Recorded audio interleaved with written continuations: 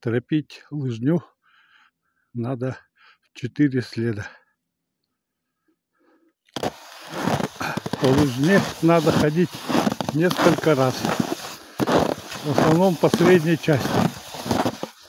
Лыжню надо протаптывать по целинному снегу, а не по хоженым тропинкам по дорогам.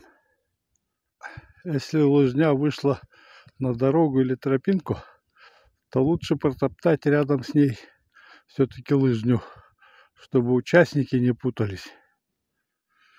Подъемы и спуски нужно делать на неопасных местах, чтобы не было очень круто.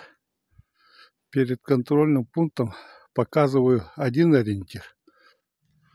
Тропинки и дороги лучше пересекать под прямым углом. И на втором ориентире будет контрольный пункт. Потом на выходе из ориентира дальше можно показать еще третий ориентир. На лыжне между деревьями натягиваем шпагат, где-то вот на уровне роста человека. И потом туда, значит, прикрепляем контрольный пункт и карандаши.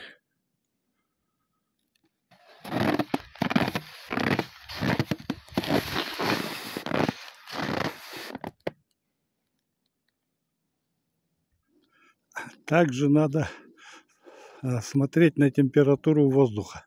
Если температура воздуха днем будет 0 градусов, то снег будет прилипать к вашим лыжам. Поэтому в этом случае надо с утра идти, пока холодно. И тогда все нормально будет.